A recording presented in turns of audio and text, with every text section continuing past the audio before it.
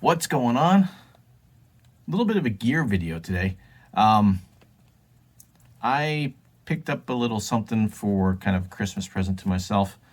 For the past couple of years, I've been testing that cat food fancy feast stove, alcohol stove that my buddy Rocco made.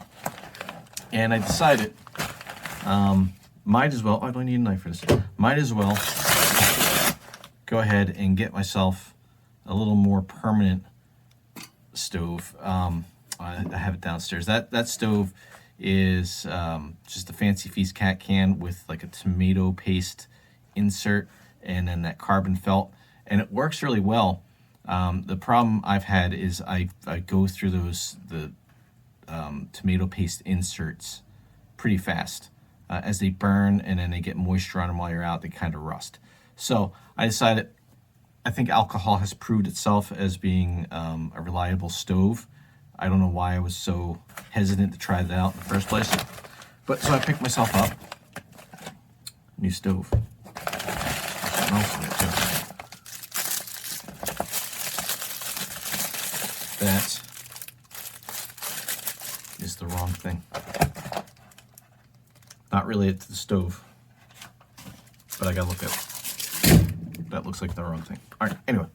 So this is portable outdoor hiking, backpacking stove. It's got a lot of words to it, as you'll find in a lot of Chinese made gear. So what we got, just plain white box. Nothing else in there. That hit me right in the back. And then this is the stove itself. It's got a nice, my stomach growling just comes through. It's got a little bit of a carry bag there, which seems way bulkier than it needs to be. It's got really nice lining. I'll actually fold this inside out and show you. But it seems like maybe it fits in there a little too snugly.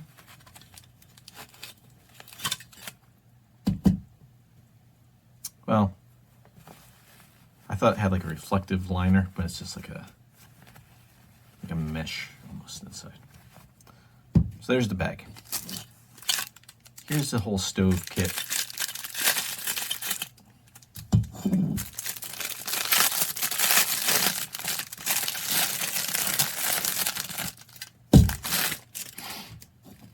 It's got a base, which is nice because you can put a bigger pot on there. That is one of the other downsides of the cat food can, that it's kind of unstable. So you got to make sure you're on really stable ground. This will give you a much bigger base. And then here's the stove. Well, that's a lot heavier than the cat food can. They say this weighs in at 5 ounces. Where's my...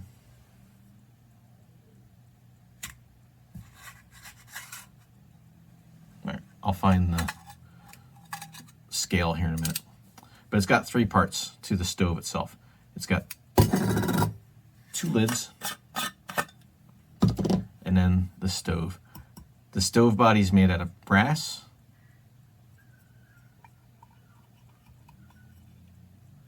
And I don't know if there's any kind of felt inside this, but it's like a dual chamber, just like this whole inside is hollow. So it looks like fuel can get underneath there. So maybe there is, I'm not going to rip this apart, but it doesn't sound hollow. So maybe there is some carbon felt in this already. I don't know. But you can see it's got holes around the ring. So as the alcohol burns, and those are inside that container, so that is an inner chamber in there. So as it burns inside there, it'll start flaming up through those holes, and they are alternating large and small, or small and smaller, I guess, all the way around. The lid, the main lid, makes a cool sound when you drop it. The main lid has got an O-ring, so if you still have fuel in here, should be able to seal it up without it leaking. That's pretty nice. And then the secondary lid isn't so much a lid, like it doesn't screw on, but it's got a little handle on it, and you can, I know this moves. Okay, so that pops up. Oh, that wasn't in frame, was it? So this little handle here and this tab, if you pop that tab up a little bit, you can open this lid up. So I guess it's like a temperature control, I guess.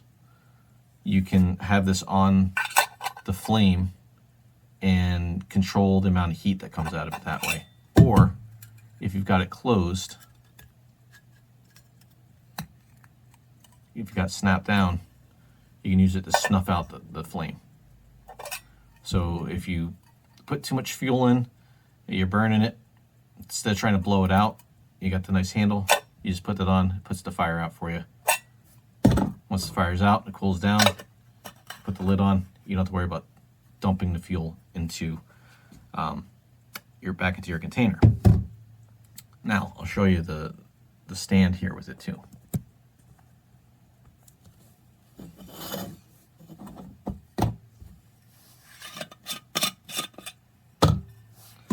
So as you can see, the stand's got these tabs that you can kind of change how well they snap in, but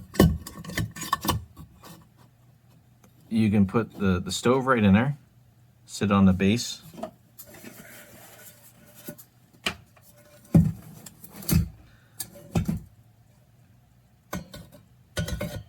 and then put your pot right on there. Now this is my Toaks, was it a 550 or 450? Whatever small Toaks titanium pot is. And that fits on there okay. But it would actually slide right in, which I really don't want. But here's the nice thing about this little stove. So you can flip this over like so.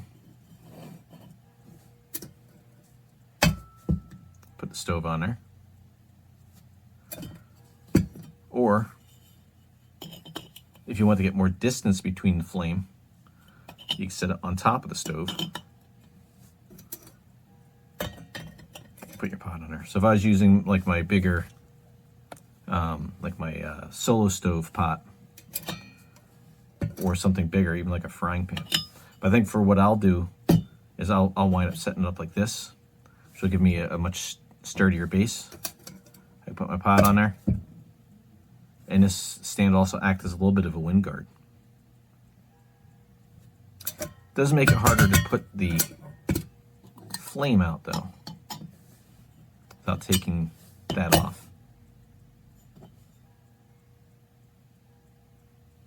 But this is just aluminum. I'm pretty sure I could bend these in a little bit.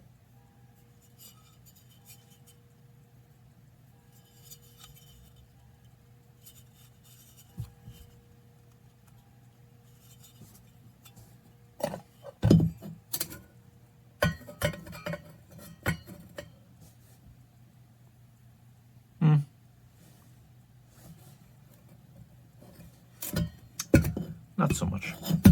Key is, will that fit inside? No. Okay, so I was worried about that. That was one thing I was worried about. Would I be able to fit the stand inside that Toaks pot? Which I cannot. So, not a big deal. This isn't all that big. It comes with its own little stuff sack. So I can just carry the stove and that stand separately. So if you've got the Toaks 450 or whatever small one is, I think it's a 450, 500 milliliters. So this is the Toaks 500. If you look on there, it says 500 milliliters. So if you got the Toaks 500 titanium pot, the stand will not fit inside of it. No big deal. I'm okay with that. But I am excited to get this running, give it a shot. Maybe, I mean, it's Tuesday, 6 o'clock. I'm not going to get outside right now to do this, but maybe go down to the kitchen, give it a shot. Some denatured alcohol, a little bit of fire, a little flame, and we'll give it a shot. Let's go. Before I go fire this up, I want to show you something. So what I did is I pushed these tabs all in a little bit. So instead of the stove sitting on this base, I think what it's supposed to do is rest on those with this lip right here. Rests on there. And it actually leaves a little bit of space underneath the alcohol stove. So you don't have to worry about the stove burning whatever you have it sitting on, which I like. So I might try to bend these pieces in a little bit more so I can put the stove on top of, or the pot on top of it. I don't think that's going to really damage it any if I do that. And I think that's a little better for if you're burning on like I usually take a piece of aluminum foil or something, or try to burn on a rock, but this dissipates the heat and it doesn't burn what you're setting on. That'd be a lot better. Okay, so got this set up on a pizza pan to help dissipate the heat. And if you're wondering what I'm using for fuel, I use denatured alcohol. This is my clean strip, and this works really well. This is the clean strip green, so it burns a little bit cleaner, apparently. I've never had a problem with it. I used this the whole time I was in Arizona, and that's generally what I use. You can, let me get down here. You can use as low as 91% alcohol I've used, but you'll get a lot of soot. And if you notice, the bottom of this cup is really sooty. There's water in there. I don't really want to bend it, remove it. But yeah, it'll burn really dirty, real sooty. This clean strip denatured alcohol, I don't have that problem with. But in a pinch, if you need to, you can burn just rubbing alcohol. It just isn't really great. So I got some of the denatured alcohol in here. I've got 8 ounces. I'm going to put in about an ounce and see how that works.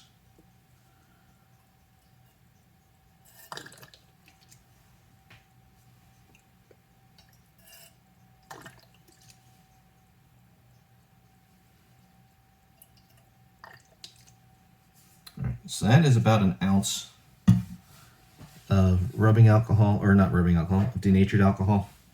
And not sure if you'll be able to see that, but the alcohol is just sitting in the bottom. And in my cup here, I've got about a cup and a half of water in here. I did bend these in a little bit so it sits a little better. So that sits pretty good. And when I'm on the trail, I'll be using matches most likely to start this. So might as well do what I'm going to do on the trail.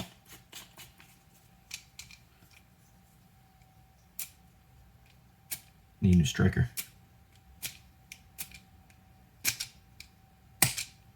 Oh my God.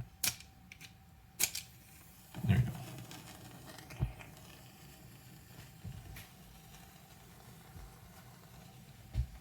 I think that lit.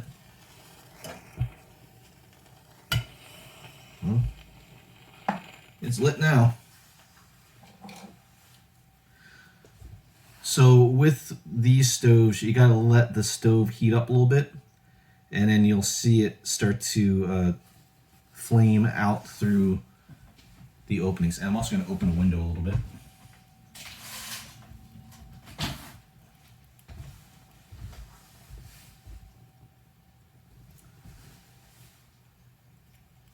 So let's see.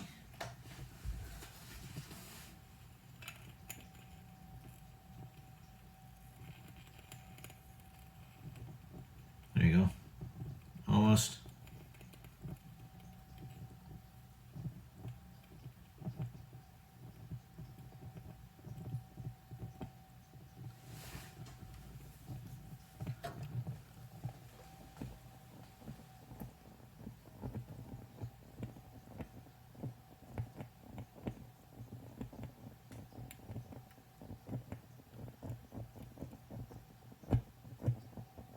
So as you can see, it's trying to flame up through those.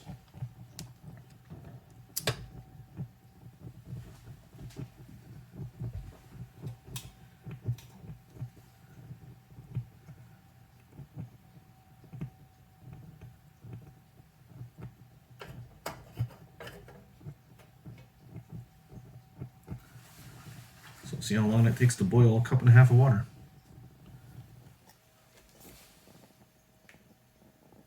It took about a minute, 45 seconds to a minute for it to actually start almost like gasifying, like my solo stove does.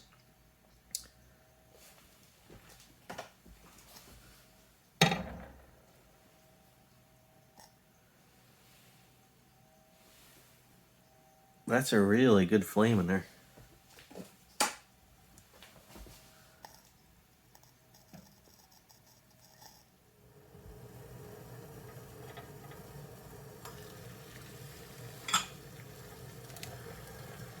Alright, so there we go. We're at a boil. It took about 8 minutes.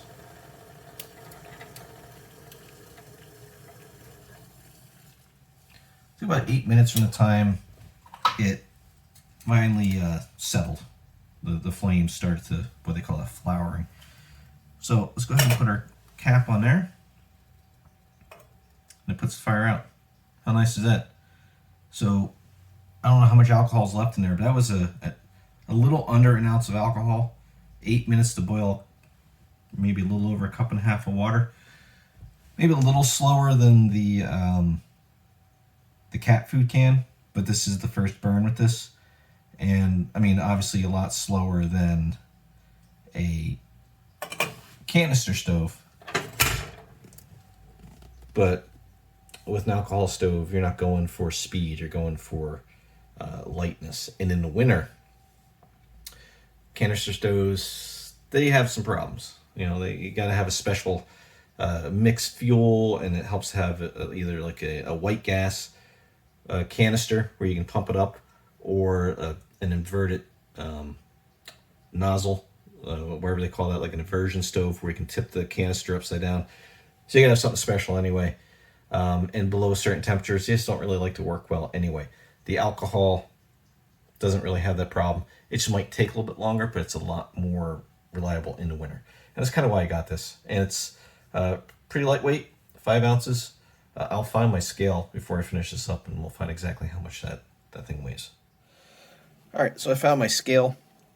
5.6 ounces with the whole deal here with the stand, both lids. There's a little bit of fuel left in there, so that's going to account for a little bit of that 0.6. And there's half of a, well, there's a match in there too, so that's going to add a little bit. But they say around 5 ounces, so 5.6 ounces. That's not so bad. Not as light as my cat food stove, which even with the aluminum foil that I used as the windscreen, only weighs an ounce. So yeah, this is way lighter, but you can see the inside can is rusting. That's the second one I've had in there, so I've rebuilt this already, and it's not anywhere near as stable as that. And I think this might heat up a little faster, might burn faster or boil water faster because the stove sits right on top of that. and it gets the flame right on there. All right, so that's a look at the alcohol stove. Not ultralight, not an ounce like the cat food can stove, but a lot more stable for holding the pot, and able to close it up, seal it, and put it out without wasting a lot of fuel, which is nice. You can't really do that with the cat food can stove. There's been times where I've tried just to just blow it out, and it doesn't. Once that thing's lit, it doesn't want to go out. This new one should help save on some fuel. So, a little bit more weight, but I think the convenience and the durability is going to be huge for that. If I really need to go ultralight, I'll take the cat food can stove. So if you guys are looking at alcohol stoves and you've seen these, they go by a couple different names. So I got that on Amazon and I paid $14.99 for it with free shipping. And I got it in 2 days. So not too bad. That should be a lot more durable, rust resistant than the cat food can stove. So if you're looking for an alcohol stove, go check that out on Amazon. I don't have any affiliate links or anything like that. I'll put a link to it in my video description if you want to go check it out. But like I say, it goes by a bunch of different names. They're all basically the same. Find the best deal you can. All right, hope you guys enjoy this. See you in the next.